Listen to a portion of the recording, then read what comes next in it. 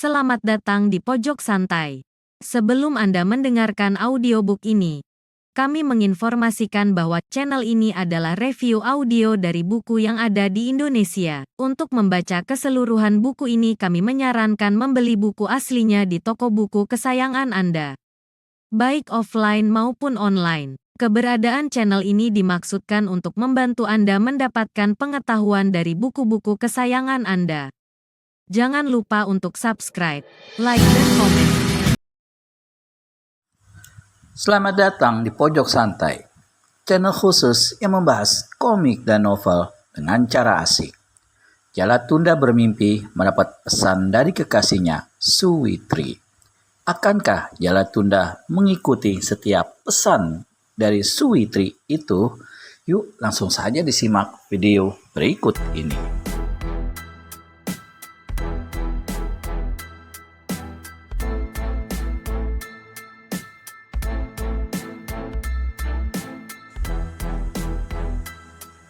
Sekilas, ketika orang tersebut memalingkan mukanya ke kiri, jelas kelihatan bagian mulutnya sangat merah.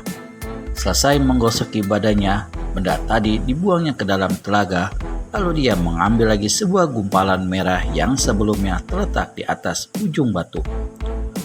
Orang yang mandi itu jelas bukan Suwitri, kata Jala Tunda dalam hati. Tapi dia mengatakan aku akan menemuinya di telaga ini. Si pemuda meragu apakah dia akan berseru memanggil atau bagaimana. Saat itu tiba-tiba orang yang sedang mandi melihat sosok tubuh Jala Tunda di atas batu yang ketinggian. Bangsat keparat, berani ya mengintai orang mandi? Kutuknya marah sekali, dia terjun ke dalam telaga. Ketika muncul, di tangan kanannya tergenggam sebuah batu sebesar kepalan. Batu ini dilemparkannya ke arah Jala Tunda, tepat mengenai kepala si pemuda. Buak! Keningnya pecah, darah menyembur. Tubuh Jala Tunda roboh terguling, jatuh mengelinding ke kaki bukit. Hantaman batu itu sebenarnya tidak akan membuat mati Jala Tunda, tapi waktu terguling tadi, lehernya patah dihantam batu. Dia menggap-menggap sesaat, lalu diam tak berkutik, lalu mati. Sebuah perahu kayu besar merapat di Tanjung Karangwelang. Meskipun hanya merupakan sebuah pelabuhan kecil, tapi laut di sini tenang hingga banyak perahu dari berbagai jurusan lebih suka merapat di sini. Di samping itu, sarana perhubungan berupa jalan dan jembatan terpelihara, baik hingga lalu lintas ke barat, timur, dan selatan berjalan lancar. Kemunculan perahu besar ini menarik perhatian banyak orang di sekitar pelabuhan. Boleh dikatakan, jarang sekali perahu besar berlabuh di Tanjung Karangwelang. Tersiar kabar yang bersumber dari para awak kapal bahwa perahu besar itu adalah milik seorang saudagar berlian di Martapura yang datang ke situ membawa salah seorang putrinya yang sedang sakit keras. Setelah perahu merapat, maka sebuah tandu besar diturunkan, diusung ke darat, langsung dinaikkan ke atas sebuah kereta yang ditarik 2 ekor kuda. Saudagar berlian itu, seorang Cina, Si Wong, bersama istri dan anak lelakinya ikut naik kereta. Beberapa orang lelaki tampaknya bertindak sebagai pengawal mengiringi kereta tersebut. Tujuan mereka adalah kediaman seorang tabib yang tinggal di Kaliwungu. Karena jalan yang baik, maka sebelum tengah hari, rombongan itu telah sampai ke rumah sang tabib yang juga keturunan Cina, Si Chow, bernama Apyang. Tabib Chow memang sudah terkenal sampai jauh keluar tanah Jawa akan keahliannya mengobati berbagai macam penyakit serta kemujaraban obatnya.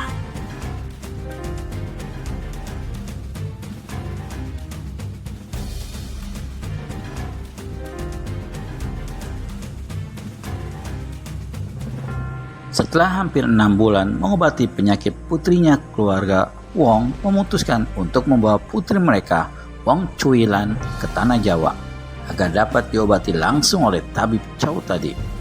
Mengetahui tamu datang dari jauh, maka tabib Chow memberikan sambutan yang sebaik-baiknya. Sementara para pembantunya menyiapkan minuman dan hidangan kecil maka dia meminta agar si sakit langsung dibawa masuk ke dalam kamar periksa, dibaringkan di atas sebuah ranjang tinggi.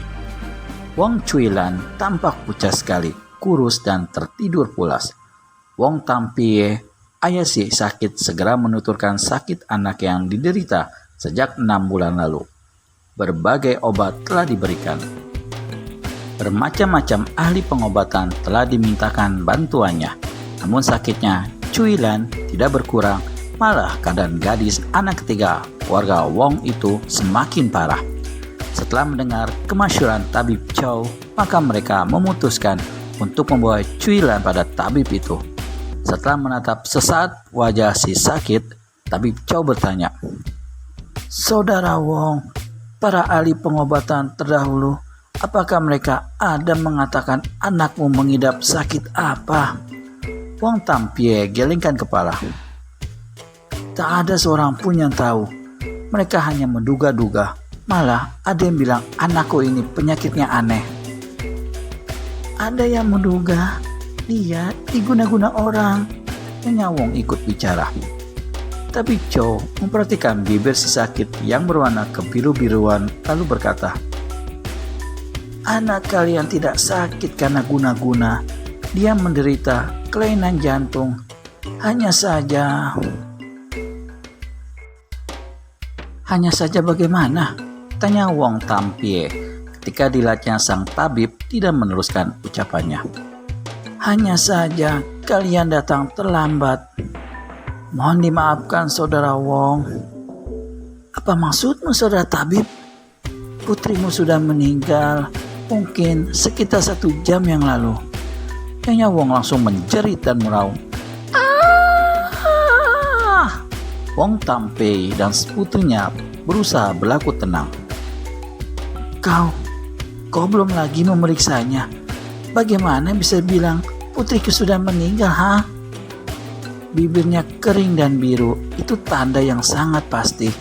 Tapi agar kau puas, biarlah aku periksa. Maka tabib Chow lalu memegang pergelangan tangan Cui Lan. Dia mengambil beberapa peralatan dan melakukan beberapa pemeriksaan. Kemudian dia berpaling kepada ayah, ibu, dan anak itu sambil geleng-gelengkan kepala. Wong Tampie terduduk meneteskan air mata, begitu juga putranya. Sementara Nyonya Wong terus menangis keras dan sambil memeluki dan menciumi wajah anak gadisnya.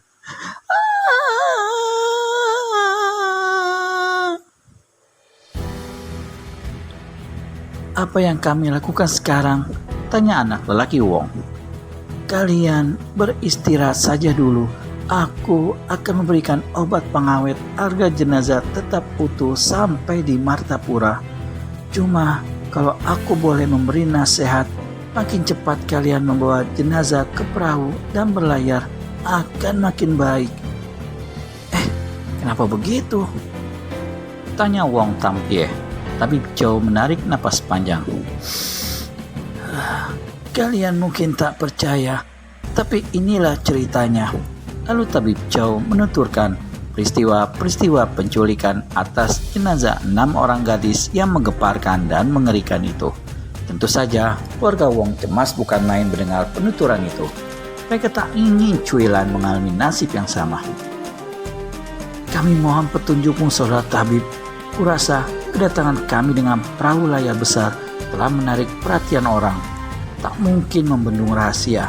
Kalau sang penculik sampai mengetahui kejadian ini, celaka kita." Tabib Chow merenung sejenak. Sesaat kemudian dia berkata, "Ada baiknya kita menyimpan 2 buah peti mati. Satu besar, satu lagi kecil dan ringan. Peti mati yang besar dibawa dengan kereta terbuka hingga semua orang dapat melihat. Tapi jenazah putrimu tidak dimasukkan dalam peti itu, melainkan dalam peti mati yang kecil. Peti ini diangkut dengan gerobak barang, ditutupi dengan sayuran. Nah, kalau penculik muncul, pasti dia akan melarikan kereta yang membawa peti mati besar." Wong Pi segera dapat menangkap jalan pikiran tabib Chow. Maka segera apa yang dinasihatkan tabib itu pun dituruti dan segera dilaksanakan. Udara di pelabuhan terasa sangat panas. Angin mengandung garam bertiup gersang. Kecuali para pekerja, kebanyakan orang lebih suka berada dalam bangunan. Sederetan kedai nasi dan minuman di sepanjang pelabuhan dipenuhi oleh para tamu. Kebanyakan dari mereka duduk menikmati makanan atau secangkir kopi sambil ngobrol ngalor ngidul. Namun siang itu, pembicaraan semua orang hampir tidak banyak berbeda di setiap kedai. Mereka membicarakan perahu besar milik saudagar belian dari Martapura. Agaknya, hampir semua orang mengetahui kalau perahu milik saudagar Wong itu membawa anak gadis yang sedang sakit untuk diobati oleh tabib Chow. Dalam salah satu kedai, pendekar kapak maut Negegeni 212 Wiro Sableng nampak menyantap nasi rawonnya dengan lahap. Sesekali kedua matanya melirik pada perempuan yang juga berada di kedai itu tengah bersantap. Kalau saja perempuan yang tidak muda dan cantik, Urit Sinto Gendeng itu tidak akan melirik terus-menerus. Yang dilirik tampaknya tahu benar kalau dirinya diperhatikan orang, namun dia seperti tak peduli. Dari pakaian biru ringkas yang dikenakan perempuan itu, Wiro maklum kalau si jelita berkulit kuning langsat ini adalah seorang dari kalangan persilatan. Maka timbullah niatnya untuk ingin berkenalan. Seperti apa keseruan Wiro Sableng alias pendekar kapak maut Negegeni 212 terhadap gadis berbaju biru itu?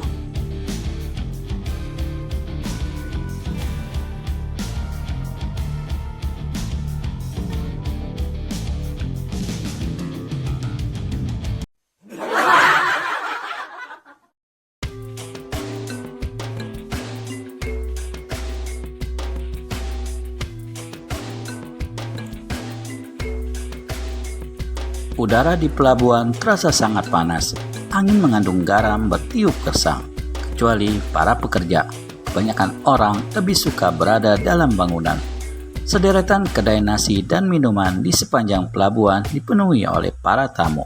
Kebanyakan dari mereka duduk menikmati makanan atau secangkir kopi sambil ngobrol ngalor ngidul. Namun siang itu, pembicaraan semua orang hampir tidak banyak berbeda di setiap kedai. Mereka membicarakan perahu besar milik saudagar berlian dari Martapura. Agaknya hampir semua orang mengetahui kalau perahu milik saudagar Wong itu membawa anak gadis yang sedang sakit untuk diobati oleh tabib Chow. Dalam salah satu kedai, pendekar kapak maut Negegeni 212 Wiro Sableng nampak menyantap nasi rawonnya dengan lahap. Sesekali, dua matanya melirik pada seorang perempuan yang juga berada di kedai itu tengah bersantap. Kalau saja perempuan ini tidak muda dan cantik, Urit Sinto Gendeng itu tidak akan melirik terus-menerus. Yang dilirik tampaknya tahu benar kalau dirinya diperhatikan orang, namun dia seperti tak peduli. Dari pakaian biru ringkas yang dikenakan perempuan itu, Wiro maklum kalau si jelita berkulit kuning langsat ini adalah seorang dari kalangan persilatan. Maka timbullah niatnya untuk ingin berkenalan. Apalagi wajah perempuan muda ini mengingatkannya pada wajah Anggini, murid dewa tuak yang pernah dikenalnya beberapa waktu yang lalu. Untuk lebih jelasnya, silakan teman-teman nonton serial Wiro Sableng Maut Bernyanyi di Pajajaran. Namun sebelum maksudnya kesampaian, di luar kedai terdengar ada kehebohan. Hei, apa itu? Hei! Banyak orang berbondong-bondong menuju dermaga. Apa yang terjadi? Tanya pemilik kedai pada seseorang yang kebetulan lewat. Orang itu menjawab, Putri saudagar Cina yang datang dari seberang itu meninggal. Tabib Chow tak keburu menolongnya. Kasihan. Terdengar desa perempuan berbaju biru tadi. Lalu seperti tamu lainnya, dia berdiri dan melangkah keluar kedai untuk melihat rombongan pembawa jenazah. Wiro pun segera tinggalkan tempat duduknya. Sebuah kereta terbuka tampak ditarik oleh 2 ekor kuda bergerak menuju dermaga di mana perahu besar berada. Di belakangnya ada sebuah kereta lain ditumpangi keluarga Wong. Wong Tampie duduk dengan kepala tertunduk, mengucurkan air mata, menangis tanpa suara. Di sebelahnya duduk istrinya yang sepanjang jalan menangis keras tiada henti. Lalu putra mereka duduk di sebelah kursi kereta dengan kepala tegak tapi mata merah. Di kiri kanan kereta mengawal 6 orang.